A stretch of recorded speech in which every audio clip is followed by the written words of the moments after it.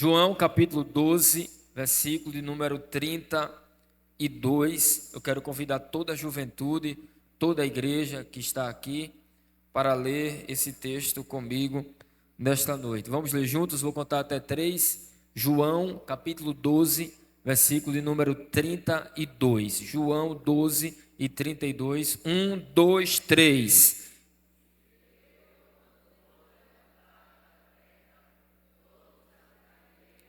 Foi um bom ensaio, foi? Vamos agora, oficialmente agora, ler João 12, 32. 1, 2, 3. E eu...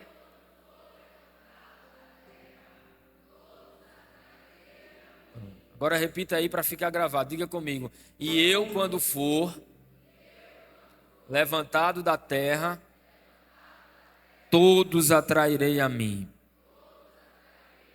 Quantos dizem amém, irmãos?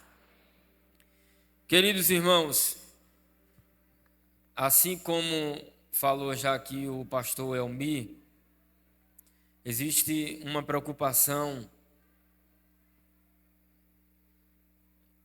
que paira sobre todos os líderes, pastores, líderes de jovens,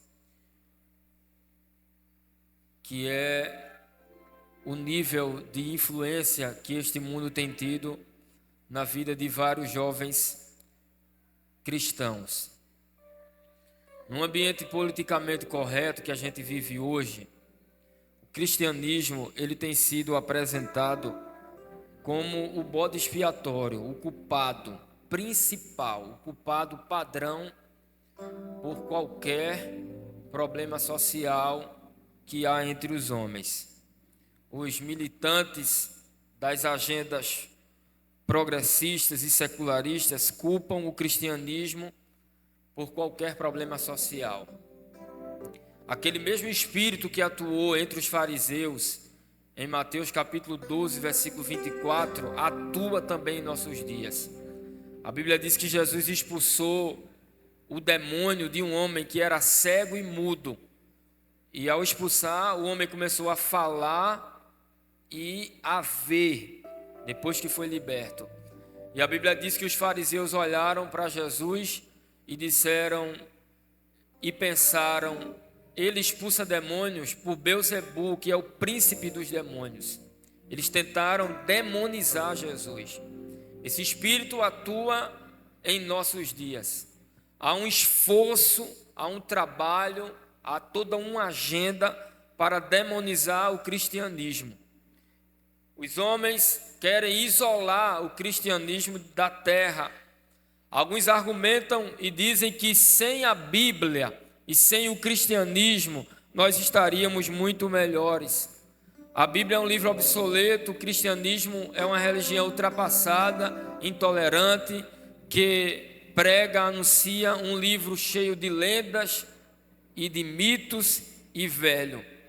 Richard Dawkins, que talvez seja o principal ateu que há hoje no mundo, ele disse que quando uma pessoa está delirando, essa pessoa ela tem um problema de insanidade, ela está com um distúrbio mental.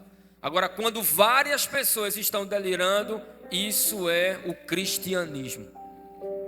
Esse foi o que Dawkins disse. Freud, que é o pai da psicanálise, ele disse que a religião é coisa para quem tem problemas emocionais.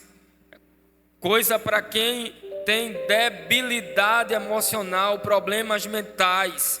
Freud ainda disse que crer em Deus é desfrutar de um desejo infantil de ter um pai que atende e que cuida de nós em nossas necessidades. Eu abro um parênteses para dizer que logo Freud falar um negócio desse. Freud, que teve sérios problemas com o seu pai, sérios problemas paternos, nós poderíamos argumentar logicamente com ele dizendo: Freud, será que o ateísmo não é um desejo profundo de excluir Deus da mente humana, de excluir um pai perante o qual nós devemos prestar contas? Será que o ateísmo não é um desejo profundo de não ter um pai que nos corrige e perante o qual nós devemos prestar conta? Freud ainda disse que crer em Deus Ser um cristão é viver com uma muleta. É algo para quem vive em debilidade mental, é algo para quem está fraco e é algo para quem é tolo. Um dia alguém disse esta frase de Freud para um irmão que é bem simples e que não tinha argumentos filosóficos para rebater com ele, e disse ao irmão assim: olha, Freud disse que ser cristão é andar de muleta. Ser cristão é viver uma vida fraca, é uma vida tola, é depender de uma muleta, a muleta da fé em Deus. Aí o irmão disse assim: isso é verdade, Freud não mentiu não, porque quando eu estava no pecado, o pecado quebrou a minha perna, e no pecado eu não podia andar, no pecado eu não podia me movimentar, no pecado eu não podia trabalhar, no pecado eu não podia nem viver. Mas depois que eu entreguei a minha vida a Jesus, eu recebi essa muleta, e pela muleta eu ando, pela muleta eu me movimento, pela muleta eu trabalho, pela muleta eu tenho vida. O pecado quebrou a minha perna, disse ele. O que dizer da zombaria e do escárnio com o cristianismo que aconteceu na abertura das Olimpíadas de Paris? No especial fim de ano da Netflix, Jesus foi zombado e, sendo motivo de escárnio, apresentado como um adolescente de 12 anos de idade, homossexual, e que em vez de salvar o mundo preferia se divertir. Esses ativistas agnósticos e ateus estão brincando com fogo. E com fogo não se brinca, porque o fogo queima. O fogo, prestem atenção aqui, jovens, igrejas que estão aqui. O fogo da exclusão do cristianismo da história humana. O fogo da ausência do cristianismo na civilização humana causa uma destruição completa. Eu quero dizer aqui que se Jesus não tivesse nascido, se o cristianismo não estivesse presente, se a igreja não estivesse nesse mundo, a civilização humana já teria se autodestruído. Não haveria mais civilização humana, não haveria mais humanidade aqui. Diante destes fatos, pensemos nesta frase de Jesus: e eu, quando for levantado da terra, todos atrairei a mim. Repita comigo: e eu, quando for levantado da terra, todos atrairei a mim. Essa declaração de Jesus só aparece na Bíblia no Evangelho de João. O Evangelho de João é tido como o mais teológico dos evangelhos. É tido como o Monte Everest da teologia sobre Cristo. O Monte Everest da cristologia. É o top dos tops. É o santo dos santos da teologia de Cristo. E é exatamente por isso que em João nós temos muito mais discursos de Jesus do que ações de Jesus. Você não vê no Evangelho de João Jesus expulsando um demônio sequer. Você não vê no Evangelho de João Jesus limpando um leproso, nenhum. Mas você vê no Evangelho de João declarações que você não encontra em nenhum outro livro da Bíblia. Por exemplo, somente no Evangelho de João nós encontramos a célebre, a famosa frase de Jesus: eu sou o caminho, eu sou a verdade e a vida, e ninguém vem ao Pai senão por mim. Somente no Evangelho de João nós encontramos a consoladora afirmação de Jesus para Marta e para Maria, dizendo a elas que estava com o irmão enterrado, morto há 4 dias. Mas Jesus disse em João: eu sou a ressurreição e a vida. Aquele que crê em mim, ainda que esteja morto, viverá. Somente em João nós encontramos grandes declarações de Jesus. A palavra mais famosa da cruz só aparece em João 19:30.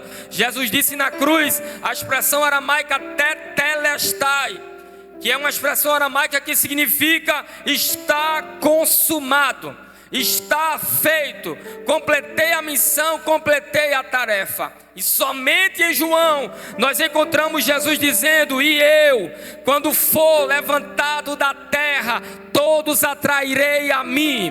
E eu, quando for levantado da terra, todos atrairei a mim. Olha aqui, jovens, igreja, nós precisamos parar para pensar não somente no que Jesus fez, mas parar para pensar naquilo que também Jesus ensinou. As palavras de Jesus são poderosas, as palavras de Jesus curam, as palavras de Jesus libertam, as palavras de Jesus controlam as forças da natureza. As palavras de Jesus repreendem Satanás. Um dia um homem estava com um servo em casa, enfermo, e ele foi até Jesus. Ele era um centurião. Mateus capítulo 8, ele chegou diante de Jesus e disse: Senhor, o meu servo está moribundo, está quase morrendo em casa, eu preciso que o Senhor faça alguma coisa por ele. Jesus disse: eu vou lá e vou dar saúde ao teu servo. Ele disse: Senhor, eu não sou digno que o Senhor entre debaixo do meu telhado. Eu lidero soldados, eu digo a um soldado vai, ele vai, eu digo a um soldado vem, ele vem, faz, ele faz. A cura, a saúde é o teu soldado, Senhor. Diga somente uma palavra, uma palavra, uma palavra, uma palavra, e o meu criado será curado. Jesus olhou para ele e disse: nem em Israel eu vi tanta fé. Vai e seja feito conforme tu creste. Uma palavra de Jesus curou aquele homem que estava moribundo. Levante a sua mão esta noite aqui para receber uma palavra de Deus aqui. Eu quero dizer aqui que uma palavra do Senhor pode mudar a história da tua vida aqui esta noite. Uma palavra pode curar você aqui esta noite. A mulher cananeia chegou para Jesus e disse: Senhor, a minha filha está em casa endemoniada. Melhor dizendo, ela está em casa terrivelmente endemoniada. Uma coisa é estar endemoniado, outra coisa é estar terrivelmente, seriamente, horrivelmente endemoniada. A expressão terrivelmente no grego designa uma pessoa que está possuída por demônios ferozes, demônios que geravam ódio naquela pessoa, que geravam raiva. Um demônio que provavelmente na casa daquela mulher bagunçava tudo, não respeitava, era violento. Aquela mulher chegou para Jesus e disse: Senhor, eu preciso. Jesus demorou, mas deu uma resposta àquela mulher. Disse: mulher, vai mulher, e seja feito conforme a tua fé. Olha aqui para mim, igreja. Uma palavra de Jesus foi em direção à casa daquela mulher. A palavra chegou primeiro. A palavra chegou primeiro. Quando a palavra chegou lá, a menina que estava horrivelmente endemoniada foi libertada. Foi libertada. Satanás bateu em retirada da casa daquela mulher e não precisou de magia, nem de trevo de 4 folhas, nem de crucifixo. A palavra que saiu da boca de Jesus repreendeu Satanás. O capeta só reina em uma casa se nesta casa não tiver, não houver, não seja ouvida ou lida a palavra de Jesus.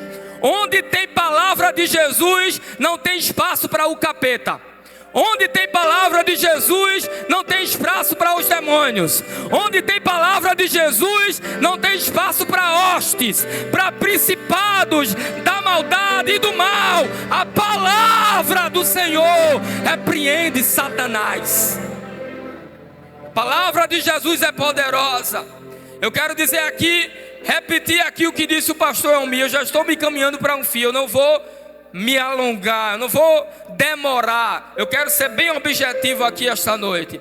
Este congresso hoje é só o primeiro dia. Estes 3 dias de congresso, olha aqui, jovens, para mim, igreja do Senhor, serão 3 dias de receber armas e equipamentos para a guerra. Quem crê nisso aqui? Quem crê? Levanta a mão aqui para eu ver. São 3 dias para receber equipamentos, 3 dias para receber armas, 3 dias para receber estratégias, 3 dias para receber investimentos. Satanás está pegando pesado, Satanás está batendo forte contra a juventude. Tem jovem caindo nas drogas, tem jovem caindo na prostituição, tem jovem sendo enganado pelas ideologias. Mas os 3 dias aqui de congresso, aqui na DCA em Escada, serão dias que o Senhor vai chacoalhar você, vai te levantar como um soldado, como um soldado.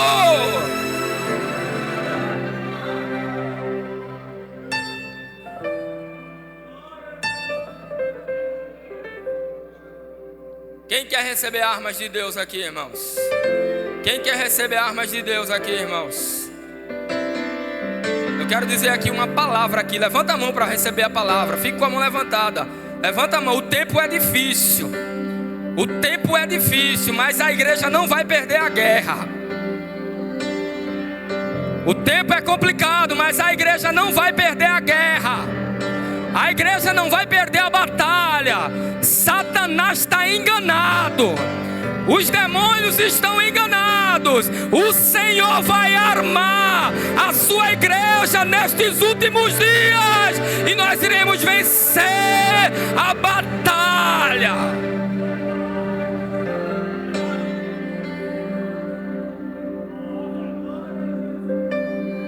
E eu, quando for levantado da terra, todos atrairei a mim. Esta declaração notável de Jesus pode ser dividida em 2 partes. Logicamente, consequentemente. Primeira parte, e eu quando for levantado da terra. Segunda parte, todos atrairei a mim. O que foi que Jesus quis dizer quando disse que seria levantado da terra? Ser levantado da terra aqui não se refere à ressurreição. Ressurreição é levantar dentre os mortos. Ser levantado da terra aqui não se refere à sua ascensão, ao momento em que Jesus subiu aos céus, o que está registrado em Atos capítulo 1. Na verdade, o versículo 33, o versículo subsequente, nele é nos dado uma delimitação daquilo a que realmente Cristo se referia. No versículo 33, João diz que ele falava ser levantado da terra, se referindo ao tipo de morte de que estava para morrer. Ser levantado da terra, repita comigo, ser levantado da terra é morrer uma morte de cruz. Jesus estava se referindo à sua crucificação. Em Isaías capítulo 11, versículo 10, o profeta Isaías profetizou que ele seria erguido como uma bandeira para os povos. Em João capítulo 3, versículo 14, Jesus disse: assim como Moisés levantou a serpente no deserto, importa que o Filho do Homem também seja levantado. Em João capítulo 8, versículo 28, João disse que o Filho do Homem seria levantado da terra. Ser levantado aqui é morrer uma morte de cruz. A cruz era o principal instrumento de punição dos romanos. Na cruz se combinavam elementos de vergonha e de tortura. Cícero, um dos principais historiadores de Roma, diz que a morte de cruz era algo tão vergonhoso que essa palavra deveria ser excluída, desaparecer dos nossos dicionários. Champlin diz que a crucificação era um modo bastante cruel de morte, de punição. O crucificado sentia dores intensas, as artérias da cabeça e do estômago engrossavam, a febre reumática vinha, o tétano vinha quando era desejável apressar a morte. As pernas do crucificado, ela era quebrada. A morte de cruz é pior do que a morte por envenenamento. A morte de cruz é pior do que a morte por choque elétrico. A morte de cruz é pior do que a morte por fuzilamento. É uma morte cruel. Deitaram Jesus de costa, colocaram uma viga horizontal, o patíbulo nas suas costas. Pregos de cerca de 15 centímetros, bem afiados, foram colocados nos braços e na palma das mãos de Jesus. A dor era grande, era como tendo um osso sendo apertado por um alicate. A tortura da cruz era mais horrenda e desumana e sem misericórdia que jamais foi inventada pelo homem. Mas o pior não é isso. O pior não é as dores físicas. O pior não é a questão física. A pior parte da morte de cruz é que é ponto pacífico. É padrão, é maioria entre os estudiosos, entre os historiadores, que o crucificado, via de regra, ele era banido da história. O crucificado era esquecido, o crucificado era rejeitado, era humilhado para sempre da memória humana. Não pense que foi por acaso que escolheram matar Jesus em morte de cruz. A ideia não era matar Jesus, a ideia era arriscar Jesus da história. A ideia era banir Jesus da história. A ideia era fazer com que Jesus fosse esquecido para sempre. A vítima de cruz não tinha direito a uma sepultura. Era devorado pelos animais do campo. Era devorado pelas aves do céu. É por isso que, apesar de a história registrar um grande número, um número vasto de cristãos que morreram crucificados, as evidências arqueológicas são ínfimas, são pouquíssimas, a ponto de serem considerados motivos de riso. Onde estão os cristãos que morreram crucificados por Nero? Onde estão os cristãos que morreram crucificados pelos imperadores de Roma? Onde estão? Flávio Josefo diz que naqueles dias foi tanta gente que morreu morte de cruz que faltou madeira para fazer cruz. Onde estão esses cristãos? Eu vou responder: todos banidos, todos esquecidos, todos devorados por animais, todos insepultos, todos sem registros.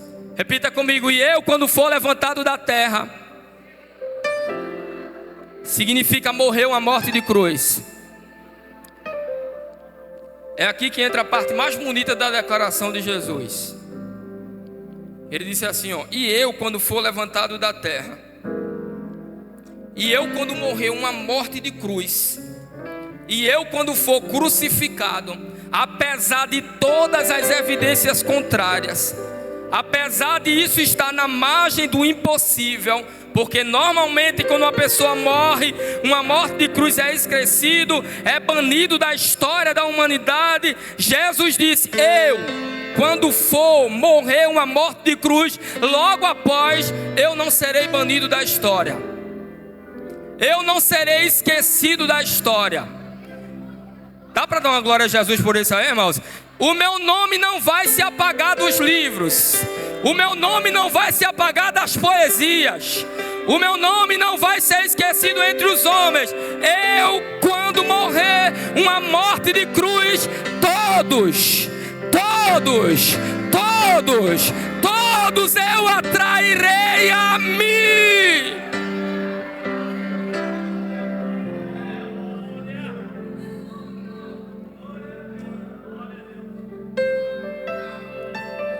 Jesus estava dizendo: eu vou quebrar o paradigma, eu vou confundir a lógica, eu vou mudar o prognóstico. A cruz não será o meu fim, a cruz será o meu trampolim. Dá para dizer isso aqui bem bonito? Diga: a cruz não foi o fim. Diga: a cruz foi o trampolim. Sabe por que foi o trampolim? A Bíblia diz que Jesus deu essa declaração porque os gregos estavam querendo ver ele, mas não conseguiam ver por causa da multidão.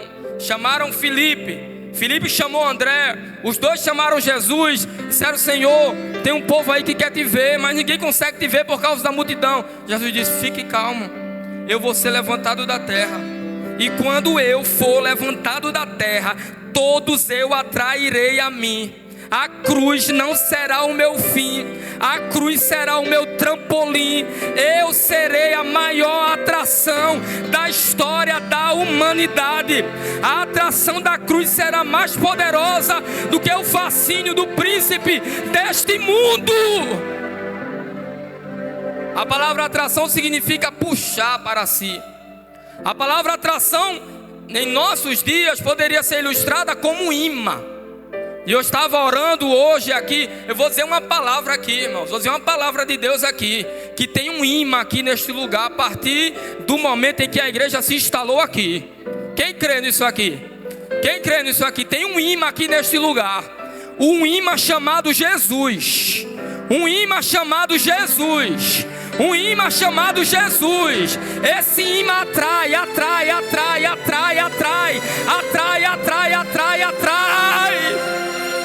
Multidões serão atraídas para esse lugar, porque tem um imã instalado aqui. Jesus disse: eu serei a maior atração, eu serei o centro de todas as atenções, eu atrairei todos a mim. Olha aqui para mim, diga comigo: Jesus. Diga mais forte: Jesus é a maior atração de toda a história. Ninguém dá uma glória a Jesus por isso, não, irmão? A maior atração de toda a história não é Cristiano Ronaldo. A maior atração de toda a história não é Madonna. A maior atração de toda a história não é Messi. Jesus é a maior atração de toda a história. Isso aqui é histórico, é claro que é bíblico, mas eu estou falando do outro lado. Isso aqui é histórico, isso aqui é antropológico, isso aqui é sociológico. Nenhum homem, nem Napoleão Bonaparte, nem Sócrates, nem Aristóteles, nem Platão, nem Freud, nem nenhum desses homens, grandes homens que surgiram na história da humanidade, conseguem atrair a si um maior número de pessoas do que Jesus. Um dia um instituto americano fez uma pesquisa e eles queriam descobrir quem seria a pessoa mais famosa do mundo. E pasme, a pessoa mais famosa do mundo não é Cristiano Ronaldo, que tem mais de 500 milhões, de seguidores no Instagram. Também não é Anitta, também não é Madonna, também não é Neymar, também não é Messi. Um instituto não cristão chegaram à conclusão no final de que se Jesus tivesse um Instagram, ele teria mais de 2 bilhões de seguidores. Deu para entender isso aqui? Deu para entender isso aqui? Posso convidar a igreja de pé, pastor? Fique de pé. Fique de pé. A história da raça humana, na sua esmagadora maioria, Dó maior, divide os anos em antes de Cristo e depois de Cristo. Olha aqui para mim, jovens, olha aqui para mim. Eu disse que esse congresso será um congresso para equipar, para armar. Olha aqui para mim, todos vocês aqui, ó. Preste bem atenção no que eu vou dizer aqui a você. Vou até para frente aqui do púlpito, ó. Olha aqui para mim. Vocês não devem nada. Olha aqui para mim, vocês não devem nada para o ateísmo. Vocês não devem nada para o comunismo. Vocês não devem nada para o marxismo. Vocês não devem nada para o agnosticismo. Vocês não devem nada para todos esses ismos que eu citei aqui. Olha aqui para mim. Há respostas racionais, verdadeiras e reais para qualquer desafio que qualquer incrédulo fizer contra você. E essa resposta se encontra em Jesus. Jesus é o divisor de águas da história humana. Jesus é o divisor de águas da história humana. Olha aqui para mim. Antes de Jesus, as mulheres não tinham direito, não tinham voz, não tinham direito ao trabalho. Depois de Jesus, as mulheres têm direito, têm voz, têm liberdade e podem viver a sua vida trabalhando. Antes de Jesus, as crianças eram tratadas como animais, não tinham direitos, não tinham direito a nada. Depois de Jesus, ele chegou e disse: eu quero as crianças perto de mim, tragam as crianças para perto de mim, porque das tais é o reino dos céus, das tais é o reino dos céus, das tais é o reino dos céus.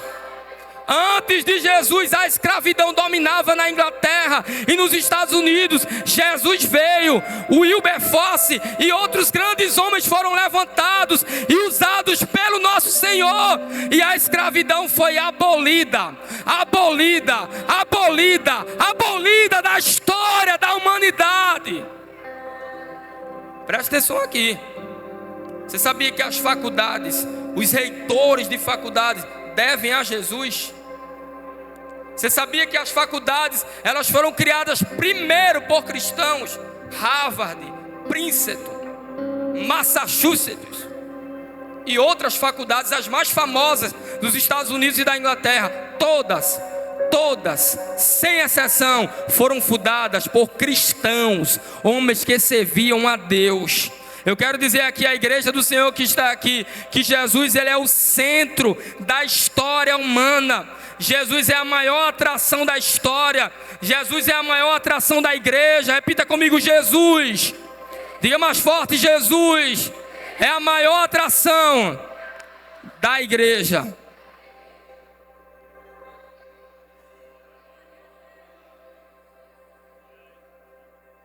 Pode haver maometismo sem Maomé. Pode haver confucionismo sem Confúcio. Pode haver budismo sem Buda. Pode haver jeovismo sem Russell.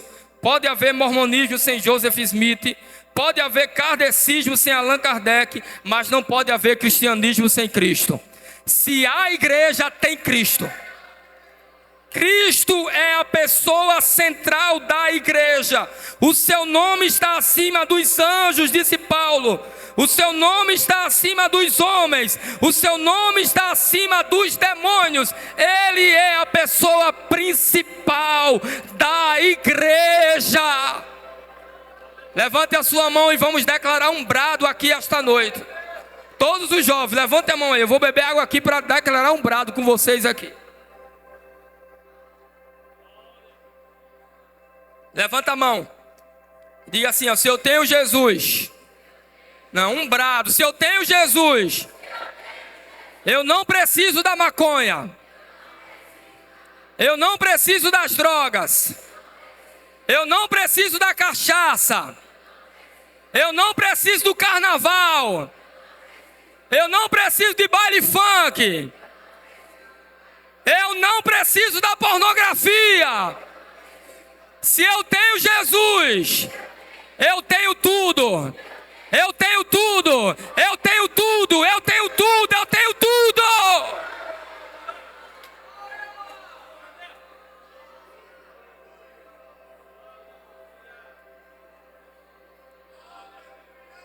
Dó maior.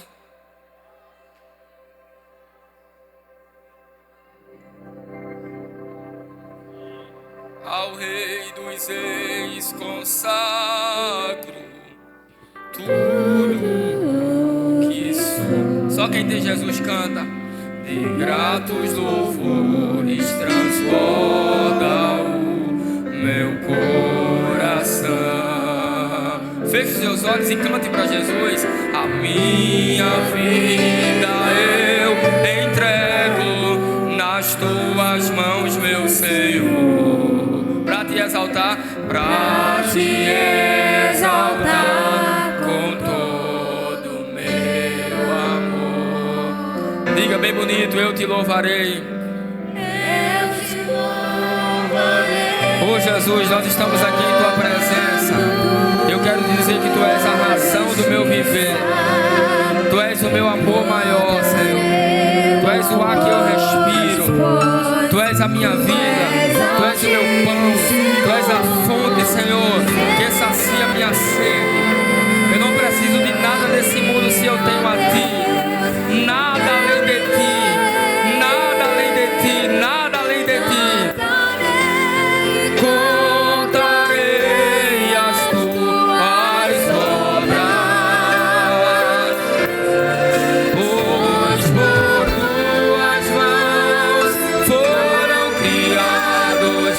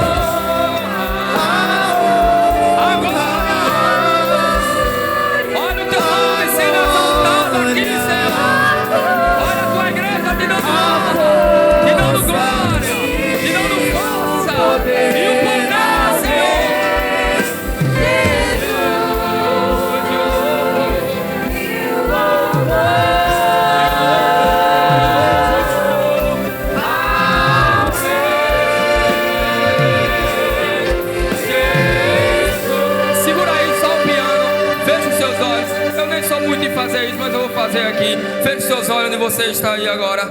Vem piano aqui. No poder que há no nome de Jesus, toda cadeia satânica seja quebrada esta noite e agora. No poder que há no nome de Jesus, que haja liberdade, liberdade, liberdade para a tua vida.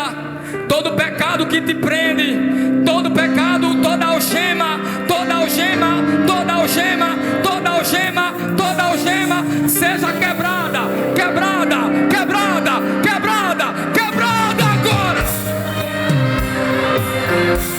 Fique com os olhos fechados. Eu sei o que eu estou fazendo aqui. Jesus está em ação no meio da seara, em escada agora aqui. Jesus está em ação. Recebe liberdade. Recebe liberdade.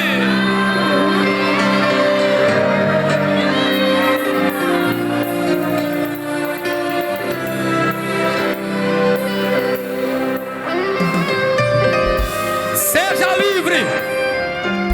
Mantenha aí o teclado. Seja livre. Em nome de Jesus. O leão da tribo de Judá, a raiz de Davi, o príncipe da paz, a resplandecente estrela da manhã, o maravilhoso conselheiro, o Deus forte, o alfa, o ômega, aquele que tem os olhos como chama de fogo, os pés semelhantes a latão reluzente, aquele que da sua boca sai uma espada aguda de 2 fios, aquele que tem a chave da morte, a chave do inferno. Seja livre. Seja livre da crise de ansiedade a partir de agora. Seja livre da crise de ansiedade a partir de agora, no poder que há no nome de Jesus.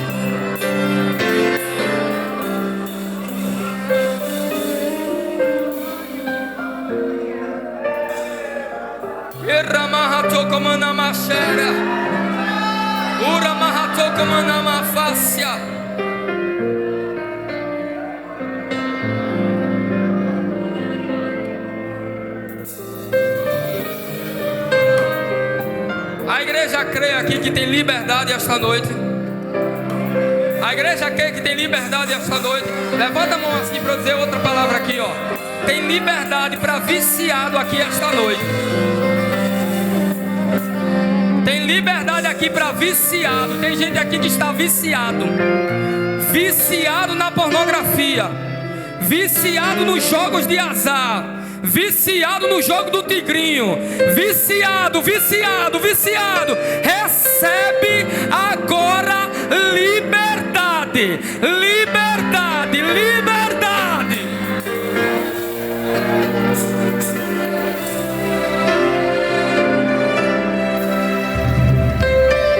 Olha aqui para mim. Olha aqui para mim, jovens. A nossa sobrevivência, a nossa providência não vem de tigrinho. A nossa sobrevivência e dependência vem do leão da tribo de Judá. Quem crê nessa palavra aqui? A honra